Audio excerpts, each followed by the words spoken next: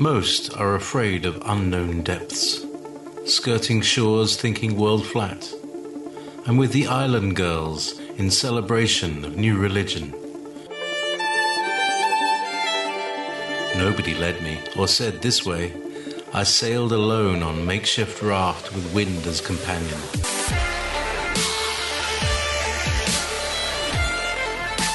Fate for deliverance, confidence enough to assess new disposition. Seekers of lost paradise may seem fools to those who never sought the other worlds. Welcome to Momentary Zen with Zen Garcia. Visit www.fallenangels.tv. You're listening to Revolution Radio. For we will all stand before the judgment seat of God. So then, each of us will give an account of himself to God. Welcome, friends. I'm your host, Zen Garcia. This is Momentary Zen here on Revolution Radio, and I want to quickly remind everybody that I will also be coming on late night this evening from midnight to 2 a.m., joining Rob Skiba on his Revolutionary Radio program found on Truth Frequency Radio, which will, again, be midnight to 2 a.m., so it's going to be a long evening for me. But I'm honored and always, welcome to have Brother Zphynyah BnYahshua, Chris Adams joining us for continued dialogue, conversation, and discussion on the Paleo-Hebrew as pictographic language and what it means for this generation with regard to unfolding, unlocking, and bringing forth the secrets of the gospel. And so, brother, are you there? Yes, I am. All right, man. Yeah. Shalom. Yeah, shalom. Always a pleasure to share time with you. I know that a lot of people are being very blessed by the shows that we do, and that, the discussions, because both of us have spent a lot of time in seeking and coming to discernment on things that are not well received or understood by the mainstream community, and so we're being given different aspects, different revelations to bring forth in this, what is the last generation, the fig tree generation, the truth of the Most High's word. And so it's always iron sharpening iron as well when you come together with others that have done their due diligence and have spent and focused their life on serving and seeking the kingdom. And so I know a lot of the listeners are similar in their journeys and as seekers of lost paradise is what I call them. And so, because our motto for our website and also our company is, the seeker of lost paradise may seem a fool to those who have never sought the other worlds. And so, all right, brother, if you would give out your website, your contact information, where people can go to find and support your work, and also listen to your Facebook events. Yeah, you can find me on Facebook for sure. It's Ancient Picto-Synadic Canaanite with Chris Adams, and I've got a new email address that I've made up just for people to be able to comment, so it keeps it separate, so I can keep them. I can keep everything, more filed. I'm learning how to be more organized with this as I grow, because that's something that I'm learning very quick, to be more organized with everything. But the email address for the new one that I've made, it is, let me pull it up real quick. It's Ancient Hebrew, Chris Adams @gmail.com. And so that I've made it kind of pretty easy for everybody to find it. So you could just Ancient Hebrew, Chris Adams @gmail.com. One of the things that, you was talking about a while ago was the paradise and it being not such a mainstream thing, and a lot of the things that it becomes foolish to people. And and Yahuwah talks about it being his words are foolish. to some people that they don't understand, and they don't get it. And it kind of reminds me of the parables. I need to start looking at more parables and trying to work them in with the Picto script, but it's something I plan on doing in the future. I haven't done any of it yet.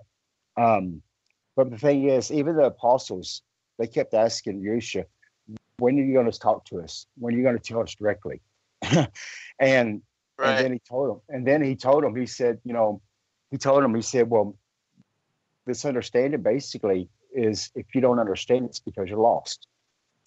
Right. And that's something, because I know we have a lot of different books, and I know we have a lot of different commentaries, and we have a lot of different things today, but there's nothing that compares to this Picto script. and especially when the words give in perfect detail about the account of the event that's happening, and the word is 2 letters and 3 letters for parent and child root words, which the scriptures talks about, give me 2 or 3 witnesses. And we don't realize that these letters alone are words individually, and they are witnesses, and they testify their self, even in the word.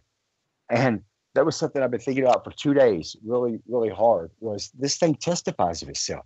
His own word testifies of itself, because it gives so much in detail. And being back to that part about being lost in things, I'm not saying that people that don't know the Picto script are lost. I'm just saying the confusion, the not understanding maybe fully, the things that how do we compare scripture to scripture when there's so many different translations, there's so many different words, there's so many different ideas of when things were written, that they were written in different dispensations, and they were written in different times, that they only understood it then compared to what we know it now. And so if we take it back from the prophet's time back to a translator's time, which could be 1500, 1600 or somewhere, and we use it for today's terms, we got 3 different dispensations of trying to explain this thing, and then not explain it, but then understand it and comprehend it. And so that really makes it hard for people sometimes. And some of the words that are written from the Hebrew, the definitions are not the same as what they're given in English or other languages. So, and I know we got bilingual people listening. So, I want to make clear that when I say English, I want to cover all bases of all different other languages except for the Hebrew. So, yeah, it does. It makes a big difference. And something that I was looking at recently was, I've been studying, and I studied a lot through the Strong's Concordance. That's where I really started using it when I was evangelizing, because it helped me out a lot. But I've learned that even if you want to get a little bit further and you want to get a little bit deeper, get you a lexicon, an ancient Hebrew lexicon that gives you like the 2-letter and 3-letter parent-child root words. And because everything, even through the concordance, takes you back to a root word. But when we start learning from the lexicons and the root words, they give you the more in-depth of the ancient mindset of how it was and what the mindset and the thought was then compared to what it is now. So these are some ideas, some things for those that are studying or starting to, that these are sources that I use to help me understand, to keep an ancient mindset. And it's hard to get out of this Western mind. It really is. It takes time. And it takes some revealing, really, over a period of time. But more words that we learn, the more things start coming together, and we start seeing it because we're visual, because that's what your thoughts are. To comprehend something is a thought, it's a visual. You're envisioning in your mind how it's laid out or what's happening, Absolutely. So that's what this whole Picto script is it's a visual. It's a visual language. It's a mind. It's the mind concept. It's thoughts, of the creator creating how he wanted things to be. So, I mean, that's about the best that I can really explain it, to give it in detail, to understand this. Well, think about this, when we had Nimrod, he united the world in a one world order. Yes. And he had all of them working together to build the Tower of Babel, to try to break into the heavens, make war with the celestials. And the Most High, well, we know what he thinks about the one world order and the new world order, and he came down and he confounded all the languages. Yeah. And ever since that time, Babel has meant confusion, and he separated all Yes. the tongues and the tribes. And so the original Hebrew, which we know that according to Jubilees, it is the language of Eden. And it's the Yes. language that we will be restored to at the end of days. It is also the language that Abraham, when he was restored to the language of his ancestors, he was taught by the angel to Yeah. learn Hebrew. And so he was then able to go back and read all the text and all of the writing of his forefathers, which had been lost until that particular time. And so we see that as far as the languages and the multiplicity of them, that it having so many, and even the translations of the original to now, like the whole telephone game, things have been lost, Yeah. understandings, context, content, associations, meanings, all of that has become confounded. And, especially you go translation over translation over Yes. translation, which is Yeah. why, yeah, which is why I think it's important to study the ancient manuscripts and going back to as close as we can to the original sources, which, that's one of the reasons why I like to read the Aramaic Targum, because they Mhm. are the oldest translations that we have derived from directly from the Hebrew. And even though the English translations of those Targums have only come out since 1862, looking back, studying, and reading them, they predate the King James by 2,000 years.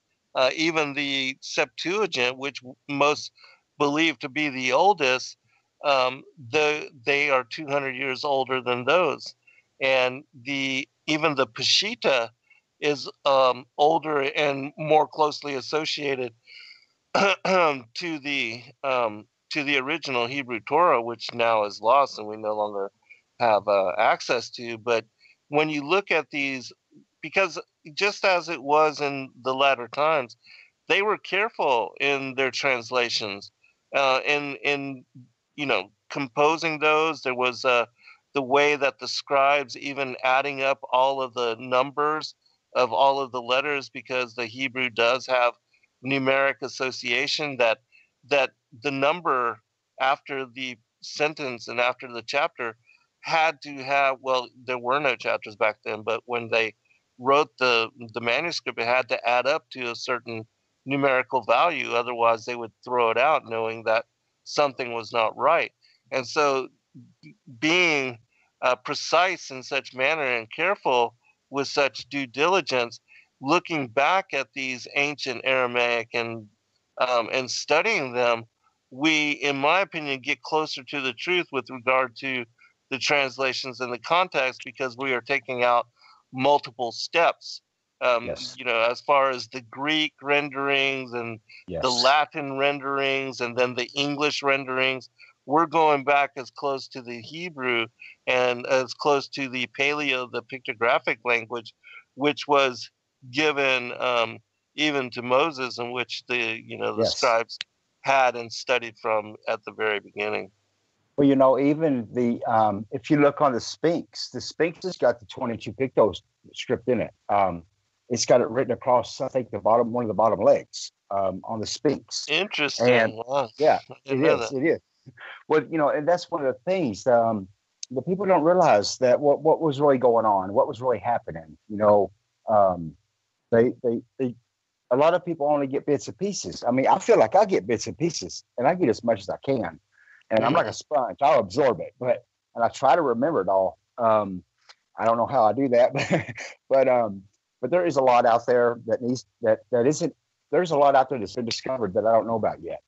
And what I really worried about, that I think about quite often, Zen, is like the antique world, that were a lot of the museums and a lot of the things that the artifacts and things that get found, they get bought from some of these antique places, and they don't Right. they put it up in storage and don't let nobody ever see it.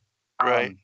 One of the reasons why is because it can bring out too much controversy about, well, that goes against what's already there. It goes against what we believe, or it goes against what's been written already.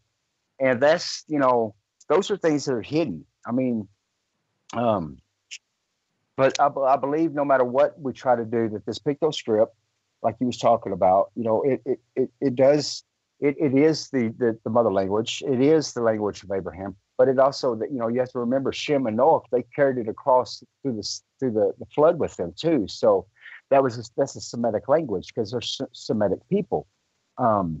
There's a lot that people don't really understand, that how this thing got carried, and how we don't really look at that. All we see is a Bible, or if you're a Hebrew, you see a Torah, and it's just like there's two different Torahs in operation. There's Samaritan Torah, which is written in Paleo, and then you got this Judaism Torah.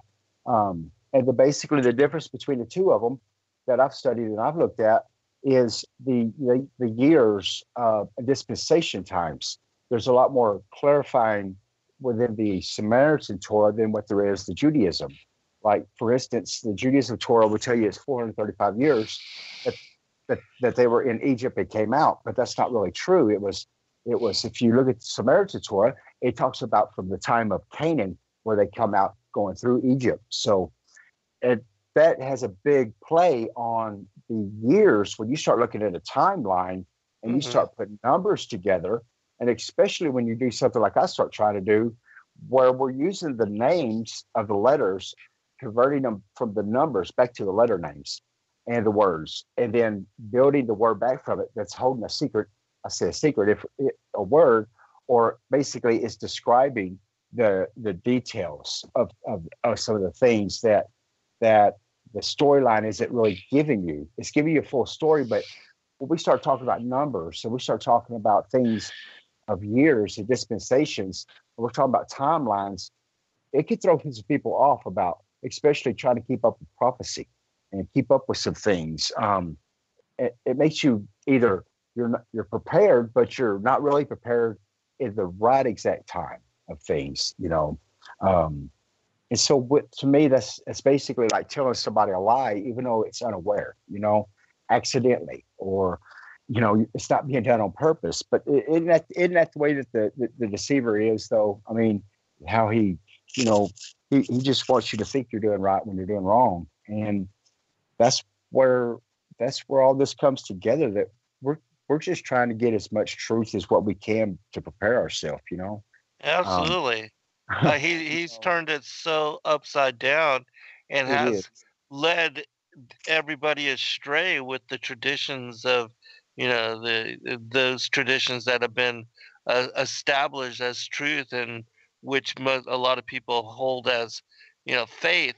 Yes. And what we have, even in the mainstream now, is a twisting of everything, so that good is evil and evil is good, and that a lot of people are misled, led astray, and that a lot of things that we accept, um, uh, me personally, with regard, understanding as far as the cosmology, the calendar, even the language and the teachings, all of that has been turned upside down, and so much of what is truth is not found. I mean, you can't go to the mainstream churches and get answers on the esoteric aspects of what we're dealing with and how it connects to what we see in the world. Can't get it with what I'm doing. I mean, you can't even hardly go to a great Hebrew synagogue and get what I'm giving out. Right.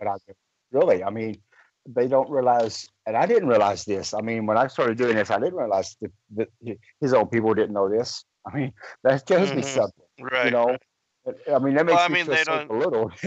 Yeah, I mean, the Jews, even most in this day and age, they don't accept Yeshua as the fulfillment of their prophecies or as Savior Messiah, when it's clear when you study the scriptures, even Isaiah and a lot of the extra biblical materials, that there's no doubt, even with the the Pharisees, they knew, like in the Gospel of Nicodemus, it portrays how they brought Pilate in and then cleared out the temple, and they explained to him and showed to him how Yeshua had become and fulfilled, and how they knew without a doubt that he was indeed the Son of God, and that he was the long-awaited Messiah. But yet they implored him to hide that fact um, from the world and from others.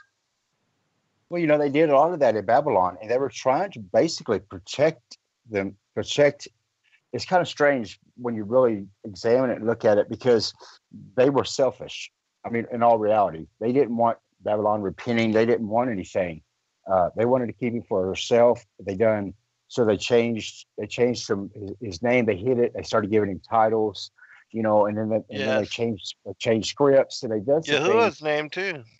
Yeah, exactly. That's what I'm saying. They changed the things, and they were hiding it, and that goes back to show that even the nations, I guess, what was there's like 70 nations that came out of Babylon during the Tower of Babel. 72 total, but okay, 71 including Israel. Yeah. Okay, so I mean, those nations were already there. Those people were already there. They were brought from there to Babylon. And when they went back, they went back and here they are in this confounded language. Now, I don't know about how the people that were already there, unless if they were all brought from those places that they went back to, because, my Bible really doesn't, and the Torah really doesn't say if there was people that were left behind there that didn't get to come to Babylon. But whenever they did go back, that was I don't know where it talks about other than Babylon and Egypt, both of those places repenting. The only places that I don't think that I know of that in that time hasn't repented was the 5 cities around Sodom and Gomorrah. There was no time for repenting for them. It was just straight up, here come the shin and the fire, and it just laid out sulfur everywhere and burned them up. Now, there was talking about that, there was a video that I seen on YouTube where there was an archaeologist that was kept going through there for several many years. I don't know if I brought this up before, but he started examining and looking. Well, some of the areas right there in Sodom and Gomorrah, he was looking at this hillside, and he was looking at the top of some of these canyons, and he got to resemble them, that they're all temples. And whenever he got close to them and started pulling the sulfur area back, they all were temples. And they were all places where they lived, which was very interesting. And I'll have to look for that video again on YouTube. But I do a lot of research on YouTube, and it's kind of hard to believe everything that everybody puts on there. But there is, of course, you could dig through there, and you could really find some really good stuff. But I try to follow archaeologists mostly, because they're just trying to present what they find. They're not really They're not trying to present it either good or bad. They're just presenting it. Here it is. This is what I got. So one of the things about the Sphinx, since we're talking about some things in discovery, I guess, there were some watermarks that was an archaeologist had discovered on the Sphinx, and he took pictures of it. He sent the pictures in to a guy that does water checkings and things that, that's what he's a master at, or I guess if you want to call it a master waterman or whatever. But anyway, he looked at it and he examined it, and he said, yes, these are watermarks just for the pictures. And the guy asked him, he said, well, what do you think this picture's of? And he said, well, I don't know. And then he started showing him a bigger picture, and he said, that's the Sphinx. And he said, well, those aren't watermarks. Wait a minute, you just told me they were, and then now you're telling me they're not. You see my point, though, because some things that people discover that they can really show the proof of, then they want to change it because it changes history. So they're saying, well, what would the watermarks be on the Sphinx for? That would make the Sphinx predated from the time of the flood of the earth. Well, I don't know. I just know that the Bible gives you a certain dispensation time of history, and there we go.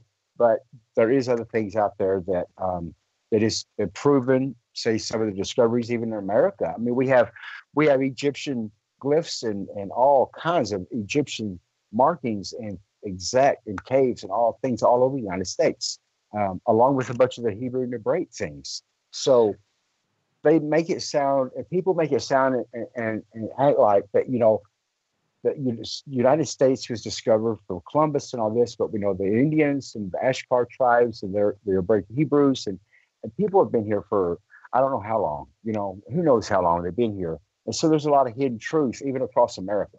I mean, there's things that just people don't want to bring up. They're afraid to bring these things up. And I think people like you and I, we just want to know if we can just connect the dots, we'll have more true answers. Right. That's basically what this is coming down to, Zen. It's just connecting the dots, and right. Not trying to speak too soon or too fast, but we want dots connected. We want truth. Well, the history of America is one of the biggest riddles, and especially the ancient Americans that predate the Native Americans, because there was a race of giants that lived here, and that built and constructed many of what are now covered up and what are mound structures, but um, all these mounds that are found all over the world. I mean, even here during the time when America was first being settled by the, all the pilgrims and all those that came across, and that across the waters, when they started farming and settling the land, they started trying to level it, and they kept running into these mound structures. And when they moved them, they found all over. I mean, there are ancient news stories, in even ancient papers going back to the 18th, 19th century that speak about the bones of giants being found, and whole sets of armor, and the Ten Commandments in Hebrew script, and all of these things.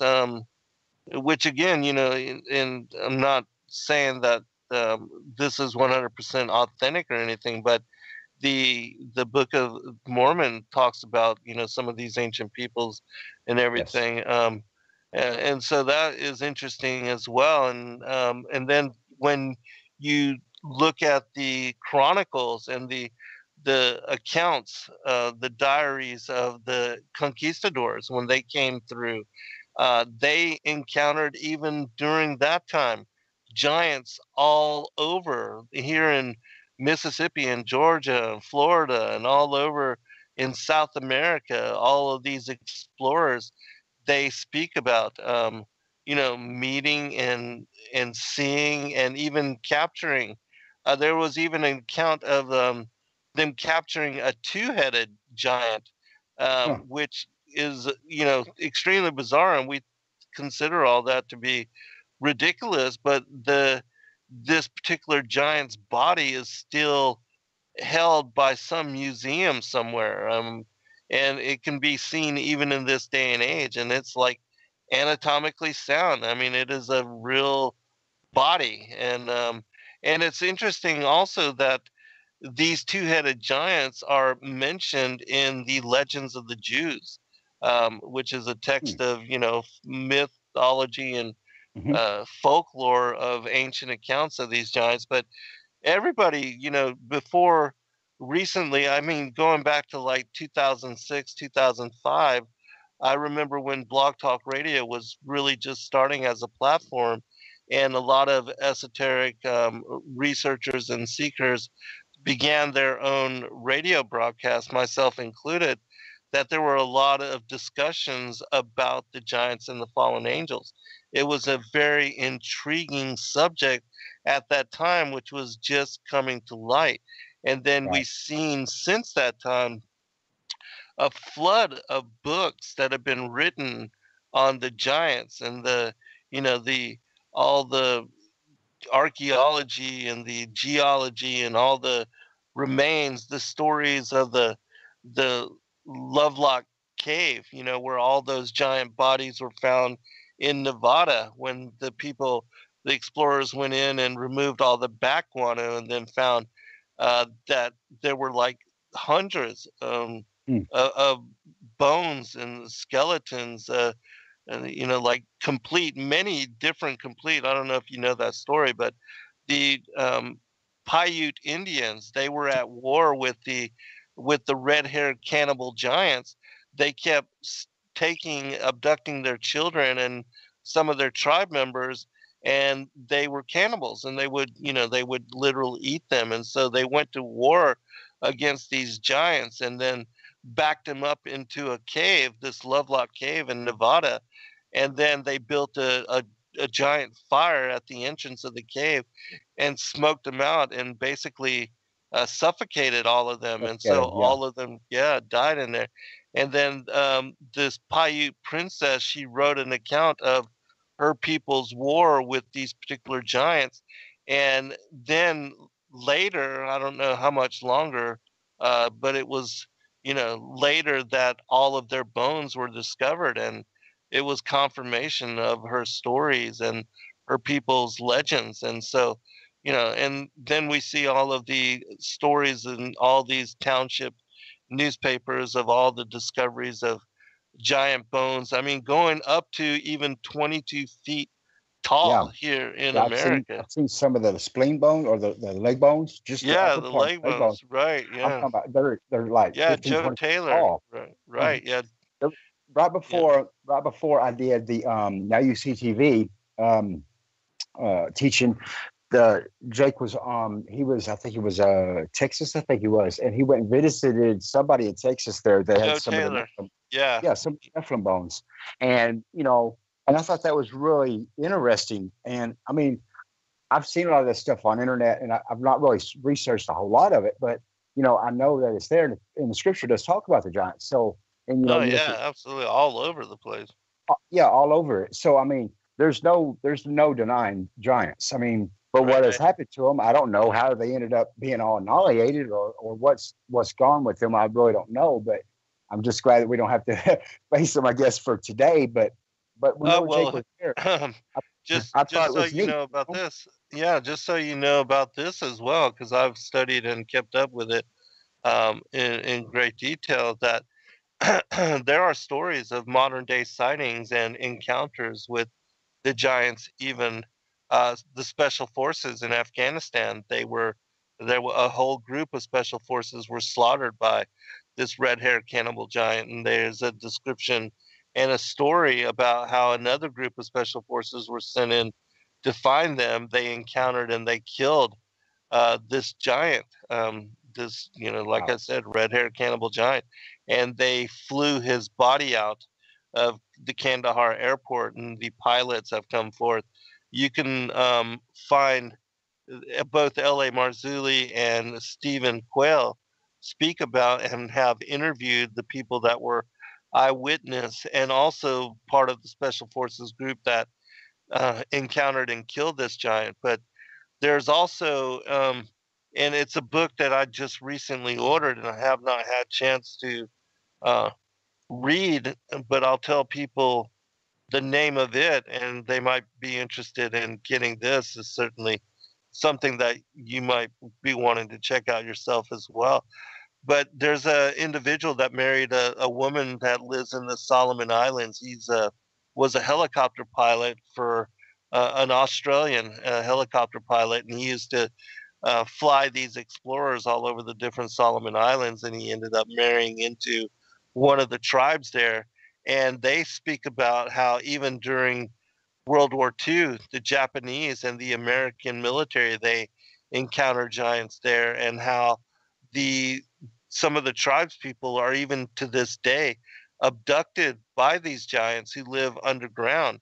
And some of them being abducted were held for years by them, and some even escaped later.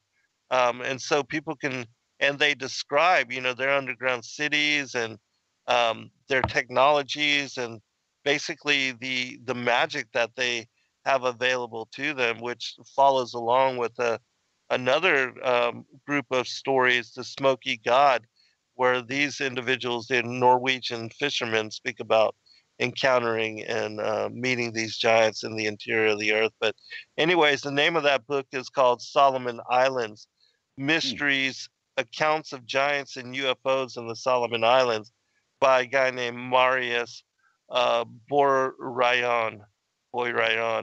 And so you can find that on Amazon. And like I said, it's one of the books that I have slated to read as soon as possible, because you can also listen to his story and the things that he describes, that the elders of the tribe that he married into, the stories that they tell him, which go back, centuries of their encounters and meetings and wars with these particular peoples. And so fascinating. And yeah, even modern day. And there's even stories in South America, because Patagonia means big feet.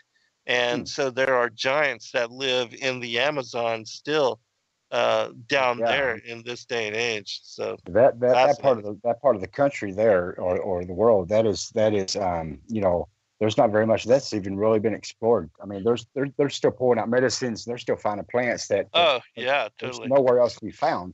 right. And that's one of the neatest things, that place is so lush, it's so thick, it's so tall in trees, and it stays flooded and raining, and there's so much, I guess, you have made an area that people really don't want to get out and adventure into, that it keeps itself so clean and clear, so lush, it's Right. beautiful.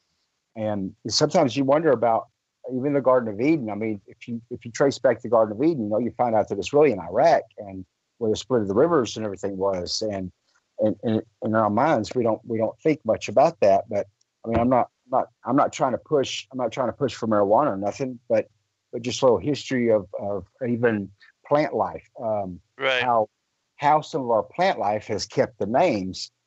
Just tonight I plan on talking a little bit about names and how they describe themselves and things. But one of since we're on this plant life thing, that even the word Kush, that's the real word for marijuana, that it originated over in Kush, which is in Iraq. And Kush is where the Garden of Eden was.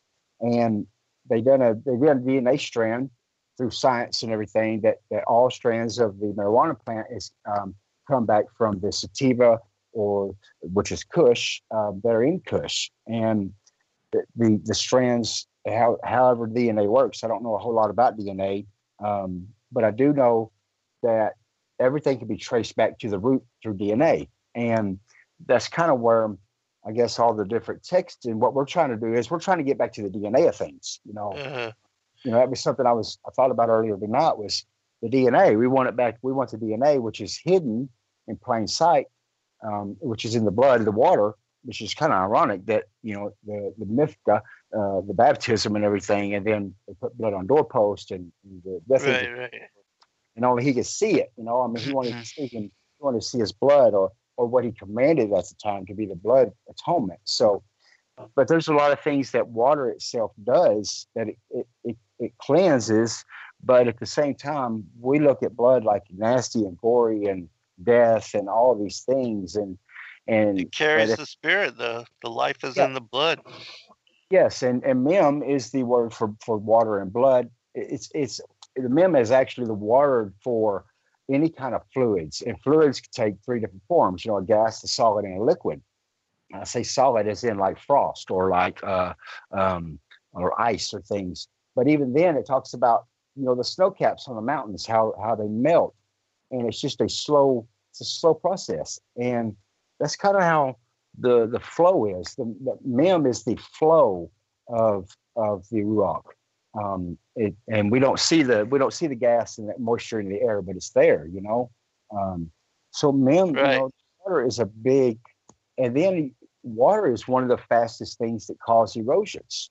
And it goes, and I was thinking about, earlier we were talking about Sodom and Gomorrah and things, but there was a YouTube video on the Grand Canyon, and the man took certain locations of the Grand Canyon that had, if you look at the Grand Canyon, they all have Egyptian names on them.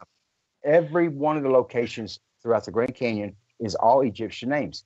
Well, he laid out a map. I know who you're talking about. Yeah. And the topographical map laid out just like it's laid out over in Egypt in different places of the world, according to the star pattern. Yeah, if it's the Osiris star pattern. Yeah. So I mean, our Creator has made things to a certain pattern. And as I say pattern, let's just use the word a formula. There's a certain formula because he wants just to see everything in the same way that he has designed things, even if it's on a grand scale or if it's a smaller scale. And that's what we're looking at today, I believe. We're looking at finding the end time, and he's made a way through technology, which I believe in Daniel. It talks about the end time being expansive knowledge, and I do believe that this internet that we have, and this radio broadcast and things, these are expansive knowledge. These are a way to connect to people that they couldn't be connected to before, and even faster. This is kind of like I don't understand how my voice and your voice sounds exactly the same over internet, but it does. And the expansive knowledge has made it that way. So if we can hear each other, we need to learn how to also connect to hear the word of Yahuwah so that we can, get in contact with him and listen to him instead of trying to spend so much time telling him what to do. And we're winding up. We're winding down to the last days. I mean, years possibly. I'm not giving a time frame, but we're winding down. I fully agree. Yeah. We are winding down, and right now there's a big awakening that is going across the world. It's just not here. I mean, there's awakening across the world, Zen, and right. It's getting so great that people are almost getting scared. I mean, really, there is. There's a lot of people being in fear right now, and that especially fear, those that are just coming to knowledge of the New World Order. Yes. Yeah. Yes. Yes. So there's a lot of fear, and the fear translates really back to the word remember, and that's what we need to do. Is we need to get back to remembering what the scriptures is. We don't need to let this fear overcome us to the point that we can't concentrate, because that's what fear does. I mean, fear makes you where you cannot concentrate. You are, you're in fear. You're right. Can't focus. Yeah, and can't act. Exactly, and you don't know what to do, and then you make the wrong mistake, and then just like they did whenever they seen the giants, whenever going out and spying out the land, they became in fear, and then they came back in fear, except Joseph and Caleb. And here they were the only two adults under the age of 20 that got to go to the promised land. So right, that's one of the examples that that we need to really observe. We need to really observe the prophets. We need to observe the prophets. We need to observe the prophets, what they were doing, what they did, how they handled things, especially when we're in leadership of somehow. And that's not a scary subject, but for a lot of people, it is, And then we have people that tell us, well, you're not a prophet, you're not this or that. Well, what makes us not? What makes us not a priest of the high? When he calls us out to be the high priest in the latter days, and after Yahushua, and these are some things that I think the mainstream world has put fear in people knowing what their identity is. Right. Yeah, absolutely.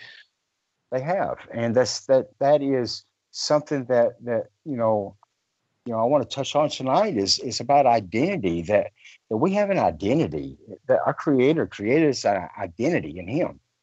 He set an example, and He set an example not just through Him, but through His prophets. And then He set it through the nation that followed the prophets, and as one people. And we're scattered out across the world. We got 12 tribes scattered out of the world, and people don't even know if they are a tribe. They don't know their identity. They don't know their identity. And how they're going to find out? Well, if a lot of people are looking for DNA tests today, and a lot of the times, even with like the Cherokee bloodline being the Eshkars, a lot of their DNA tests, they don't even show up at all that they're even Indian. So there's some things that are hidden, and maybe I don't know if someone made it toward that DNA test. The doctors may be lying. I don't know. I mean, I'm not in that field, but what I'm saying is, there is a calling in your life, and if you have a calling in your life, it needs to be answered. That's your identity. Absolutely. That's what I tell people is, you have a calling in your life, and you might be, you might be like Sammy, you might be little young, and you might be 80 years old. I don't know when people's calling starts coming, but I know we're getting closer to this end time, and I know there's more things coming out. And I know my personal experience and knowledge is grown like on fire in the past few years. I mean, just especially in the last year alone, I'm like, I feel like I've tripled in my understanding. And something's telling something is causing it to rapidly speed up. And if this is speeding up for me, I know there's other people that their knowledge and their calling and things are speeding up in their life. So that tells me something. It was just May 14th that we had the 70th anniversary of the nation state of Israel. And as I show in my work and the research that I've done, that was the blooming of the fig tree. That was the parable of the blooming of the fig tree that is brought forth in Matthew 24, Mark 13, Luke 21, and also the Apocalypse of Peter. It's specifically mentioned in the Apocalypse of Peter that the blooming of the fig tree is connected to the house of Israel and the nation state of Israel coming back into form. And in my opinion, when that occurred, that was the indicator, that was the sign for the fallen angels. Because remember, when Yeshua came first and incarnated in the flesh, they said, "Have you come to torment us before the time?" Yes. They recognized him as the Son of God and also as judge.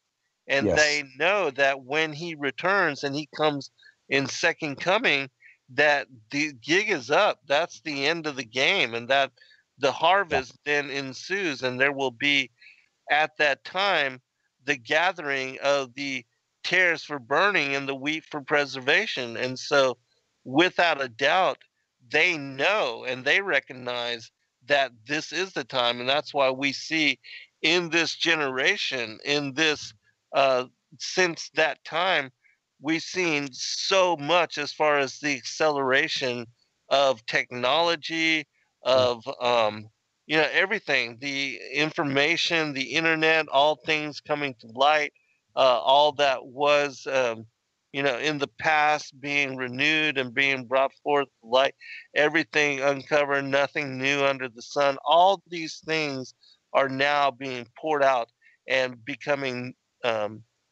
commonplace. The knowledge of our ancient past, the giants, the fallen angels, their interdiction into the affairs of humanity, the watchers, the book of Enoch also being revealed and studied greatly by the people now of this modern age, and your work, my work, those that, because a lot of people cover the fallen angels and the giants, but with regard to some of these other esoteric subjects, it's not as commonplace. Things like pre-existence and the serpent seed, things like that. There's still very few teachers and instructors on those kind of revelations, and they're huge with regard to unveiling the gospel. Well, that reminds me of that we're talking about, things all the way, even look at Daniel. Right. And exactly. He was, this is something that I really used to study Daniel a lot. I used to study a lot of prophecy and end time stuff. Mm-hmm. I used to when I was younger, and that was like my intriguing. That's what kept me in here I'm talking about, even when I wasn't doing right, I still thought about prophecy. I still thought about right on. When I was younger. But the thing was, whenever you wrote on the wall, there was none of the scribes that could read it or interpret it. Yes, right. And Daniel was the only one. And, right. and a lot of people think, well, why couldn't they? Well, because they were living under a different script at the time. And that's what, one of the things was, there was just basically, it was one of the four forms of the Paleo, because Paleo has four different style forms. It changed four different times. But what really intrigued me was about Daniel was, then it starts talking about later in Daniel that where he was given the words and he was told to rewrite the words and roll them up in a scroll and hide them up until the end times. So there is some things left for us that has not been fully unfolded yet. Right. And I think that, for people like you and I, we need to remind the people of these things because they feel like they're lost. They feel like there's no hope left. There's nothing left. I'm just standing here waiting. No, you're not just standing here waiting. We are a generation. We are a generation there is something fixing to unfold on us that it's just going to be like the days of Yahushua. It's going to be like the days of Elijah. It's going to be like the days of Daniel. There is some things coming. Noah, yes. And that's that prophet, that Daniel prophet, he wrote these things and he was told not to understand it, that this is for the end time generation. This is for the end. And that is a very big thing. And knowing that leaves us some identity. That leaves us something to encourage us that there, and I don't know who all is going to be involved in probably one of the largest ministries that we've probably ever seen, other than the two witnesses or Babylon or Egypt were putting. I mean, we're talking about the world here, because wrapping it up to the world, not just a section, but the world. That's a large place. That's a large area. That's the inheritance, of his domain that as a creator himself that is in control of. There's nobody can control the world but him, even though, like you said, the one world government and one world control systems, but he's in control. And there's a lot of things happening even in Israel, Jerusalem right now, where, they're under attack. They're going through wars and stuff. I haven't paid attention in the past week or two really much about that, but these are rumors of wars and things that are starting to come up, and they're not just rumors no more. They're actually starting to happen. So to me, they're just it's another eye opener to just prepare and get ready. Don't be scared, but right. Just do like what we're doing now. Get into some real truth, and get into something that's really going to bring something that will connect you, to hold you through. That's what I look at. I'm trying to say, you should give me something that's going to hold me through. I don't want to fail. I don't want to fall out. I don't want to be, I don't want to be lost. I think about myself. I think about me being lost. And I tell my group on Facebook all the time. I said, y'all don't understand what I do this for. I said, y'all really don't know why I do this. I do this for me. And I was telling a man last night, I said, I study for me, but commanded through commandments, that I understand the commandments and the laws, that they're just not commandments and laws, that a commandment law is to me is Yahushua asking me to do something and me doing it. It's not really a command to me. It's when I understand a command, it's not like a military command. It's he's my father. He's my protector. He's just asking me, son, won't you do this for me? I made a way for you. Will you do it? And I'm like, okay, I'll try. I'll do my best. I'm doing my best with what he does. And the thing is it talks about who is your neighbor and who is your brother, and treat others as you would treat yourself. And that's how I treat the group of people that are in my Facebook group. Is I treat them like myself. I give it to them because I understand if I want to increase, I have to give. And that's how I've learned this. Absolutely, yes. Out. It's to give out. Give out. It's to give. It's better to give than receive. And it just makes me cry, because nobody knows. Nobody knows but me where I was before and where I'm at now. Nobody. There's nobody that really knows. My family knows a lot about me and things, but there's nobody that really knows but me and the Creator. So when I see other people, and just like with this radio group, I want to give because he gives to me, and This is a process. This isn't something that is just a boastful thing. This is how I know how it works. Hold on, brother. We'll be right back, everyone, for a second here.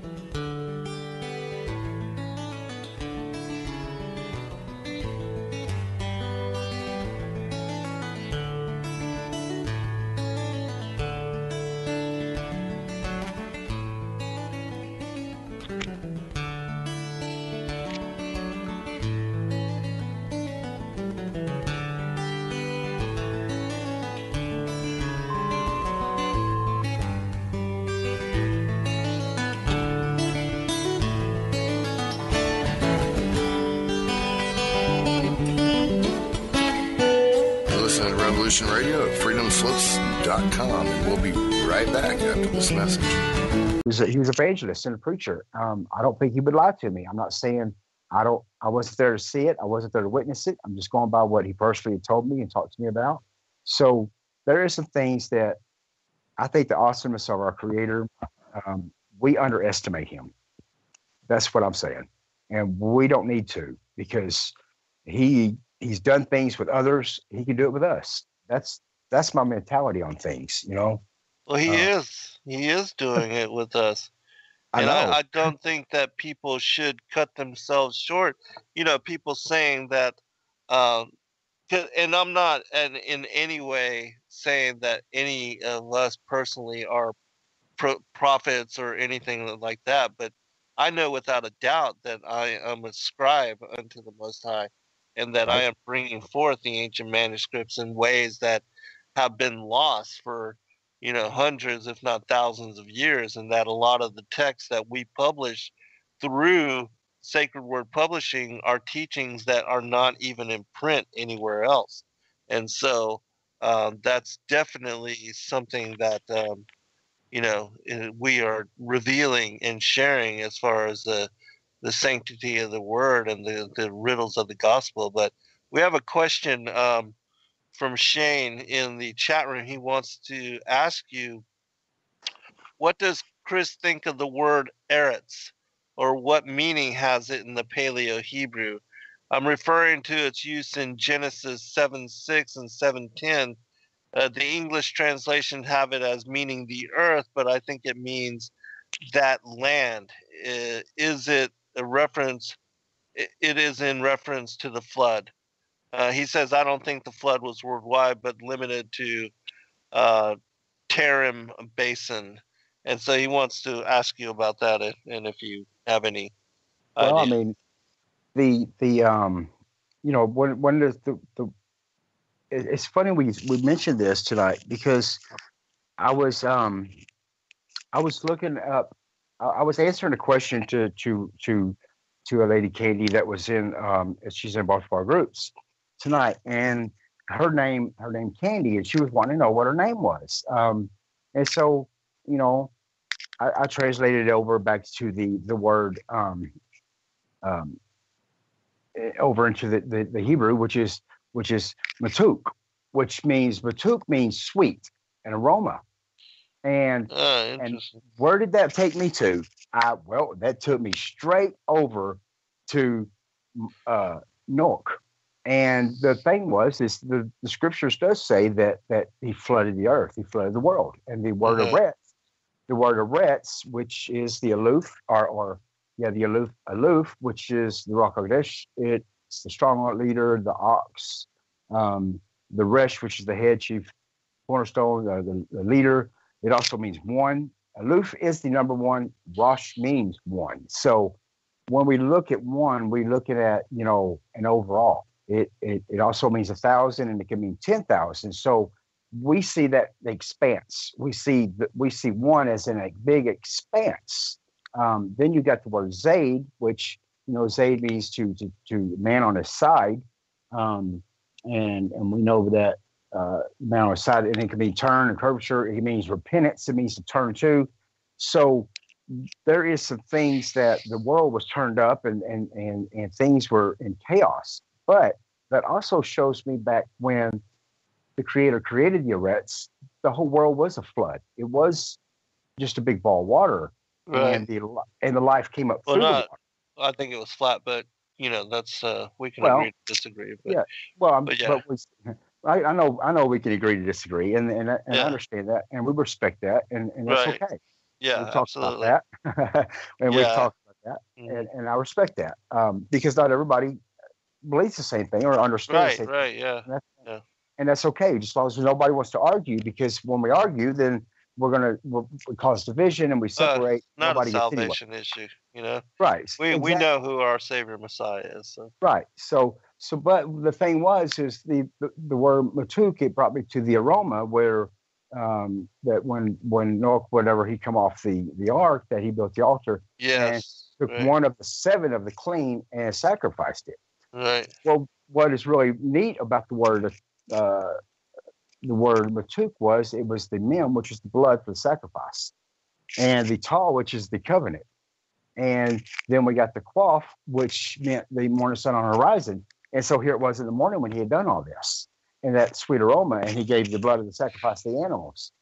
And that just goes to show the identity of the word itself, describing itself. And what is important about the word eretz, no matter what the shape is, okay? Because shape is not, like Zen said, the shape of the earth is not a salvation issue. Right. It's a big thing about people going around making it a salvation issue. And please don't ever try to do this. I mean, please don't start with all of that with yourself. You'll get in a big argument with people, and we try not to do that in anywhere. And I'm being nice about this. I really am. Yes, respect people for where they are. Yes, please. But the thing is even the word zayd, it means to turn. Okay, whether if you believe the earth's round and turning, or however you figure it out, but it means repentance to turn. And that to me shows that even the word matuk was showing that the covenant and the word eretz itself showed that since Adam himself was made from the earth, that our Creator had made the zayd in the word eretz in his creation to put into Adam, so that when he did fall, he would turn back to have a place of repentance through the blood. And the name Adam means blood, and the dam in the name. And then you got the talah, or zalah, which was the rib that was pulled out of Adam because he was laying on his side, and that's what zayd also means, is man on his side.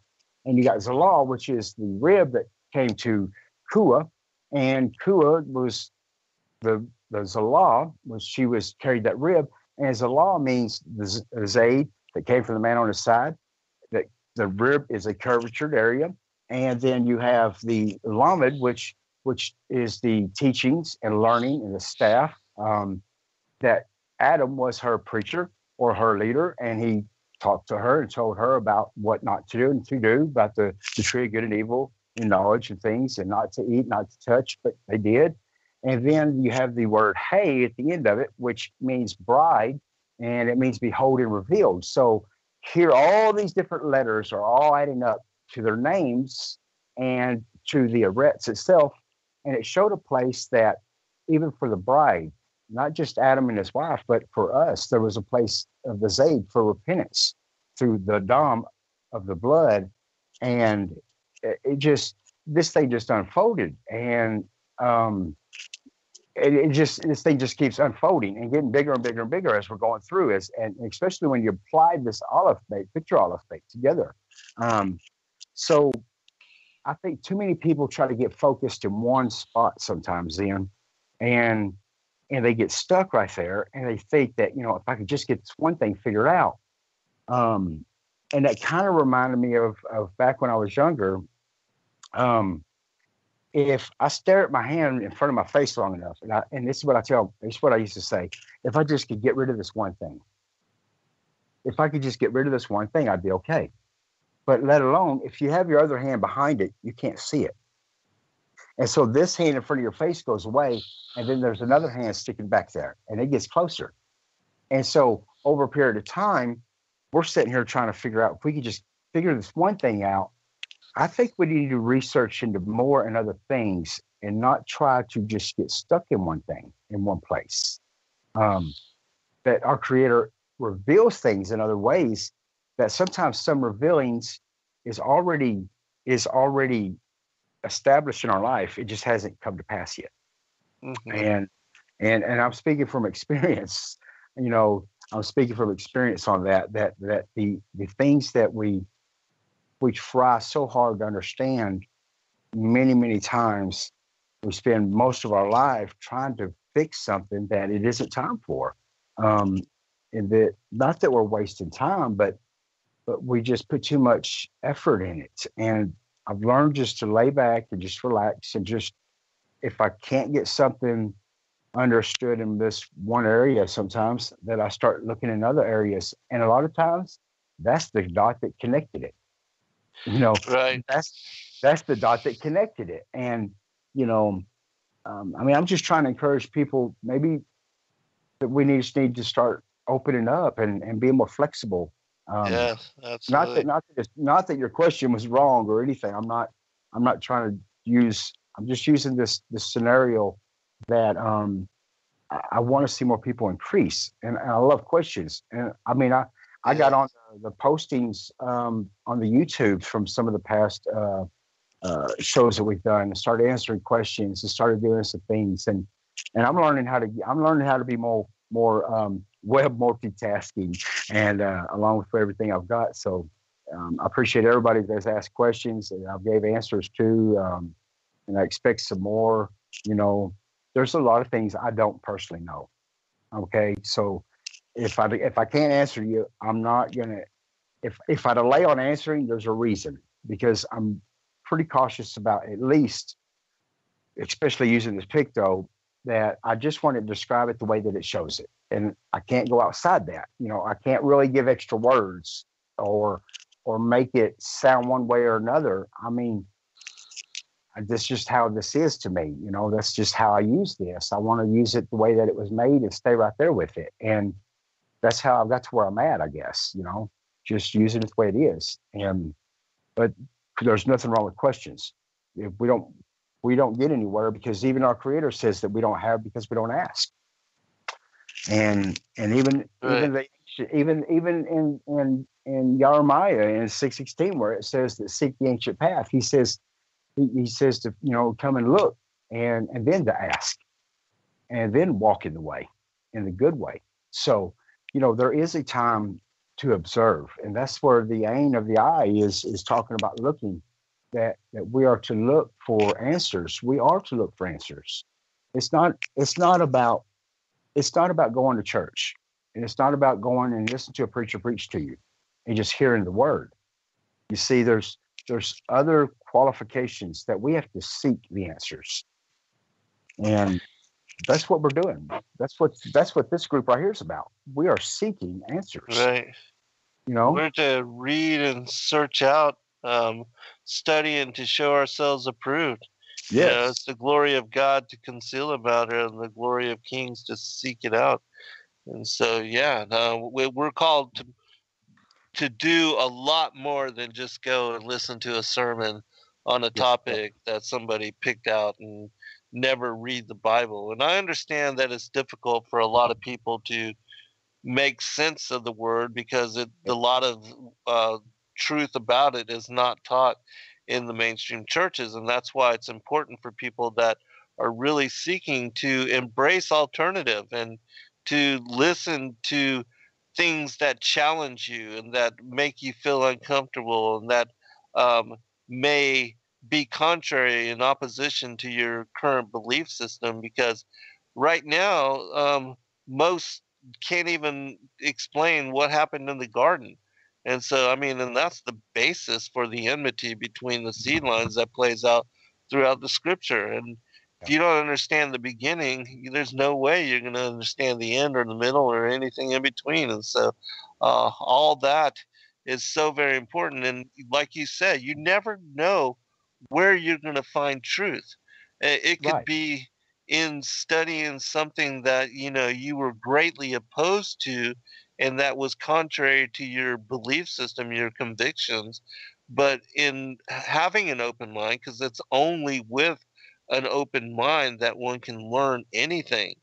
And yes, I do find that most people, what they call study and what they call research, is listening to those things that affirm what they think they already know. But it's yes, in listening to those things which you're not used to and which challenge you in learning and in perspective. That's where you can find the most growth and the most um, as far as growth and evolution and knowledge. And that if you stay in your little box and you only listen to what tells you and affirms as far as the four walls that you've locked yourself in, that's all you'll ever know. And yet there's so much more. You've got to open the door and go outside and open the windows and peer out. And you have to do these kind of things to see that there's a huge world of knowledge and truth all around you, and that we can learn from everybody, really. Doing what we do, we learn from each other. The fellowship that we share with the listening audience, we learn from them just as they learn from us. Well, it's just like, Yahushua says, he says, does not nature, or I think it was Paul he was talking about. He was, talking about, does not nature itself teach us? And so there is some things that, that just look at nature itself. Look at the sap that goes up and down a tree.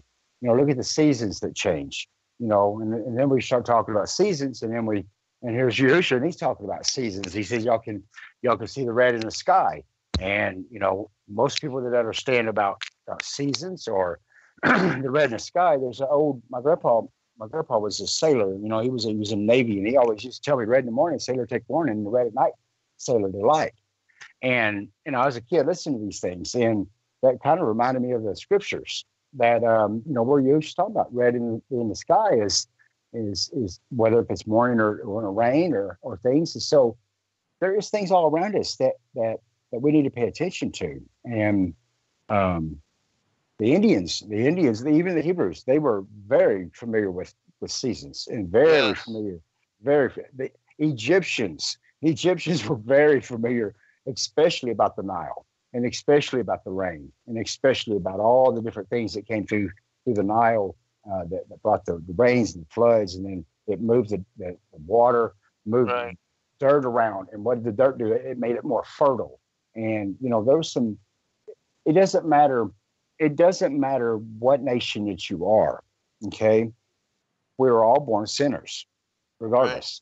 But we can all learn. Every nation is just like the 12 tribes. They were all allotted a different section of land.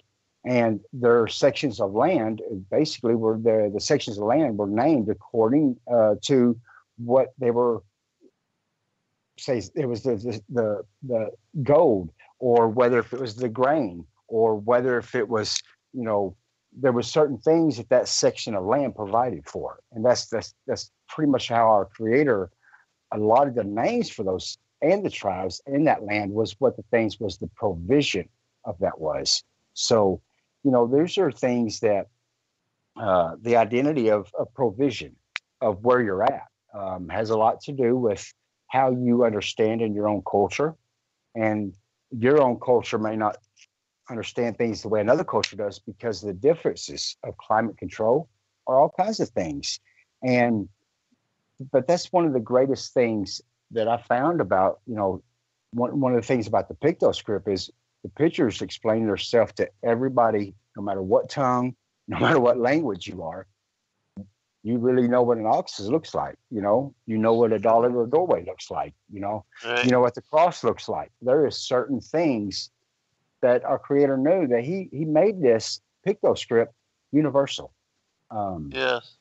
He did. And that's one of the most beautiful things about this is we may not understand everything about the Bible or about Torah, but there's some things that he made such a common ground with this script that pretty much explains itself. Here lately, I've been having people at my house. I took a guy in that I'm letting stay with me, and he's starting. He needed a place to stay, and he's a local. And I don't even live in a very big town. The population of my town is like 297, but it's not very big. I live in the middle of nowhere, and but it's a young guy, and he's like 24, and and he started learning the script with me. And every now and then he'll bring some friends over, and when he does, his friends will go, "Hey," because I got a big board on my wall, and I usually have stuff written on it, and they'll go, "What is that?" And then when they start. Usually, I want to say this, I guess.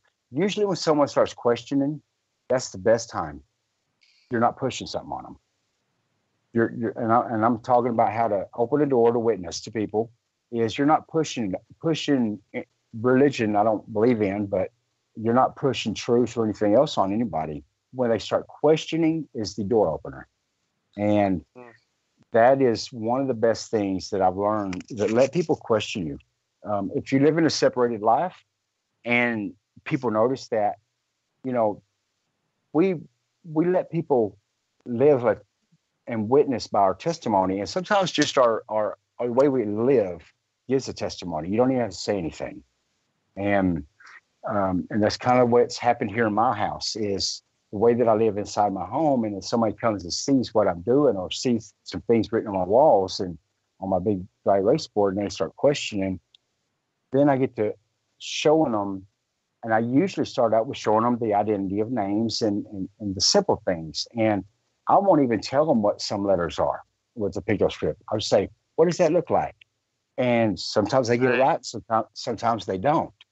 But when you give a person that opportunity and that chance before giving them an answer and they get it right and you tell them they do, you know what that does? That makes them feel good. That makes absolutely. I'm giving some people some pointers that when you start using this script, these are some things to do that makes it easier. It makes it more comfortable and fun. Because I've tried it all. Believe me, I've tried it all, Zen. And I want to be, I want to be comfortable with people with this because this is so new to people. It really is. It is so new to people that they don't even know what to think of it, really. They really don't. And especially these younger guys that's been coming to the house, they don't know church. They don't even go to church. Right. That's actually better for them to not be brainwashed like that. And then they're open. Yeah. That's right. They don't have a preconceived notion or judgment. Well, that's right. And just like I learned in construction, I had a construction job one time, and he said, well, you worked for several construction companies before, you're going to be hard to train. And I said, no. Right. He said, well, yeah, you will, because you got all these other men that's already trained you. And I said, well, I'm flexible, and he's like, I hope so. So, but yeah, that's one of the things that you're talking about, that once we get into denominations and things, we have something set that we throw a wall up, we throw a wall up. And that's one of the most dangerous things about religion or denominations. I don't consider myself in a religion. I consider myself as in a lifestyle, because that's what this was. This was a lifestyle given to his people, right? And it's different. Church is a way of being. Yes, not somewhere you go. Right. Not something that you do. It's a way that you become. Yes, and that's one of the best things that you could describe to somebody. Is they say it's a lifestyle, and I'm like, yeah, because look at a garden. I mean, I tell people, this script's a garden. It shows you a plow, and it shows you the seeds and the sun and the water, and it's a provision. It's a lifestyle, and they look at me a little bit different because they're used to that. They're used to the fire, brimstone, preaching hell and fire, and how all that goes through churchianity and things, but. This is one of those moments in my life that I'm learning to relax with this, and it just being relaxed in this the best that I can, being nice, real big about being nice to people. I mean, Facebook is not a very nice place sometimes, and be careful. You can get yourself in a lot of trouble making enemies. I get attacked there probably every day. Somebody attacks me somewhere. And you know what I'm talking about. And especially with this script, whenever someone, my own family, they, every now and then my family will, the few that I have is still in American style Pentecost and stuff. And they're like, well, I thought you were, you're going off, you're going away, you're backsliding or things. And they don't, you see, they won't even listen to me. And it's hard. So, there's some areas with this, even in areas that it can be lonely at times whenever you feel like you're the only one around that knows anything about this. But in time, you meet people like Zen and like I did, and you meet other people that have areas in their life that they felt the same way at some point in time, I'm sure, felt separated or different, or, there's a lot of things that this comes with. This thing comes with a lot of separation, and separation is part of the scriptures. And, but there's also a lot of love, and there is a lot of respect for this, for those that are called into it, or those that are at that time that it's being revealed. There is a real close connection with people, and everybody's my brother and sister. I look at, I tell everybody loves me. I love everybody, but That's how I try to go about this thing, because It's like when the church was first formed, like they were all family. A lot of the apostles were the stepbrothers and sisters of Christ, and then the people that were his best friends, his closest associates, and then the church started to branch out to other family members and their family members, and then later, the whole gathering of strangers and acquaintances, and then the faith just spread like fire, just to everybody and everywhere. And then, but in this day and age, we're being called out of the churches because they hold no truth, and because everybody realizes, a lot of people realize, that's why the kids are leaving, is because they're not being watered or fed. They know that there's something wrong with the doctrines and the prosperity teachings and those things that are being related and it's empty, it's hollow for them, and so they're going elsewhere to find meaning and to find true answer, to find a teacher, an instructor, somebody that can give them direction and guidance. And that's why most kids leave the churches, because there's no sanctity, there's no sacredness, there's no nothing real for them. And when they do find it, and it may be 20-30 years, but those are truly seekers, we find each other. It's like there's a saying that when the student is ready, the teacher will appear, and that's really how it works as well. That just like when you seek, you will, or you knock, you will find, and the door shall be open. It's the same way. It works that way. Just like you were talking about, that if you really want to receive and you want to benefit and receive the blessings of the Most High, that you have to give and you have to bless others, and that you have to serve the kingdom as a foot washer, as example to us by Christ, in bending the knee. Yes, we're exactly. a servant. We are. Exactly. I mean, don't ever think you're high and mighty, and don't ever think you're high and mighty, you're a king and you're sitting on a throne, and or it doesn't matter what dominion you're in, it doesn't matter what home you're in, it doesn't. I mean, this man that's staying at my house, he's 24 years old, and he'll even start to say something, and I'm ready to listen. If this and it's funny you mentioned something about even being a foot washer. Well, this is a pretty heavy set guy, and he's young, and so his feet swell, and he's on his feet when he's at work all the time, and his feet. He comes home, he's ready to sit down, and so 9 times out of 10, when he comes home, I go in there and I make a pail of water. And I'm not joking. I make him a pail of water, and I go get him a bar soap, and I don't wash his feet, but I get him a towel, and I get everything ready for him. And it's either sitting here waiting for him, or I get it when he comes home. I know he appreciates that, man. Well, and that is the servant attitude. But here's the thing: I'm teaching him how to host. Yes. Because I'm a host of a group, and you're a host of a group. We are hosts, but we are servants. That is what people don't understand. We really, don't ever put me on no pedestal. Don't ever think too highly of me. I'm just a servant, really. It's a humbling experience, but it takes a lot of work. I'm gonna tell you right now, it takes a lot of, I don't want to, but whenever the man is bringing friends home, and the man's bringing people, Yahshua's just doing some work, some mighty things. This guy is out telling his friends how good of a host that I am. That these young people, they don't see that when they don't see that in their home. You see, they don't see that with their other friends either. There's some things that these people are seeing that is a different lifestyle. That's what I'm saying. This is a lifestyle.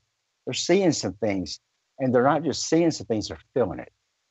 I mean, there's kids that's coming back. They're like, man, I want some more of this. I want to learn.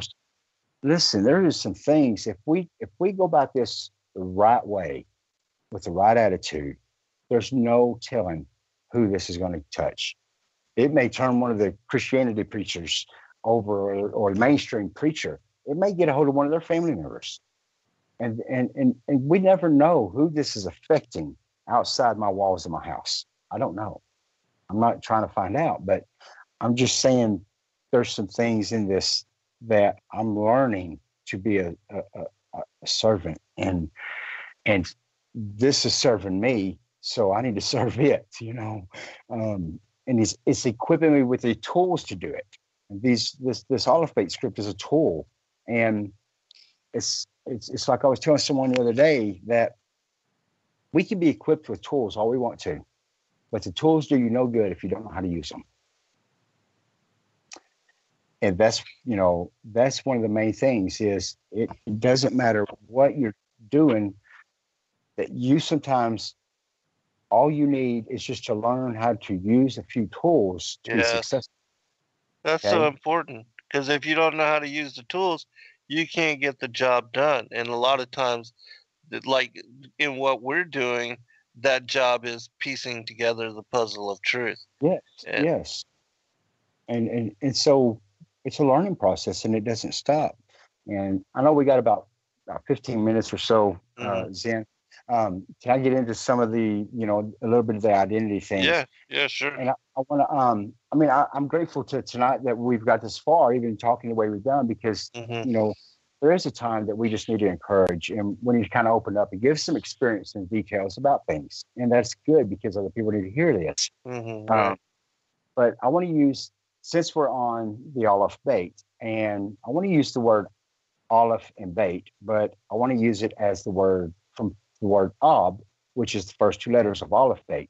It's the olive bait, which is the word ob, means father. And from the father forward, I want to, since we're talking about the Semitic language and the Semitic people, how it got to, let's work it up till, I probably got enough time that I can work it till at least Abraham, okay? Because even the word Abraham, it has the word Ob in his name, the first two letters. So we're going to talk a little bit about dispensations of time, about things being fulfilled and fulfillment. And if we look at the olive bait that was created first, okay? So we got the thoughts of the creator, and he turned them into the thoughts for pictures, turned into letters, which are in individual words or self. They have a meaning, interpretation, and a numerical value, okay? So that's the fivefold ministry. There's 5 things to each one of these. So you have the word Ob, Father, and you have the written out Ob, Father, in the olive bait is what it would say if it was written out in letter forms. So then we get to Aber, okay?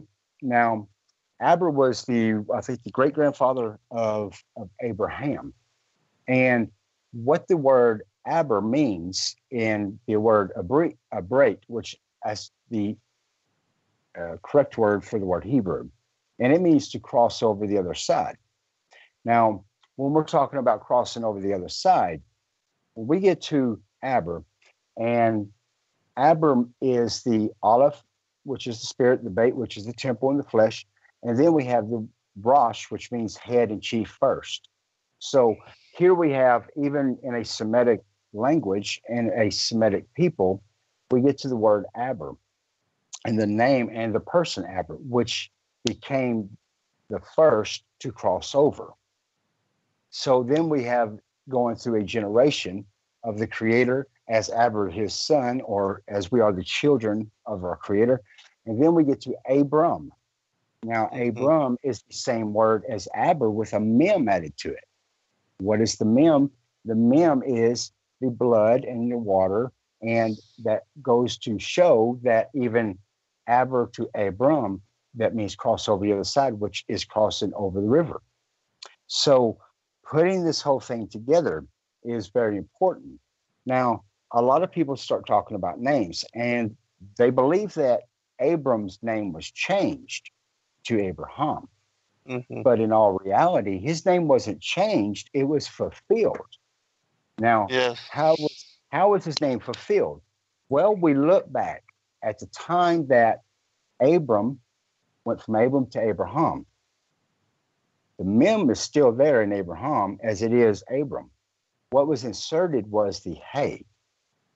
The hay means behold and revealed. Well, what was he behold and revealed? Well, at the time, there was Sarah, and she became Sarah.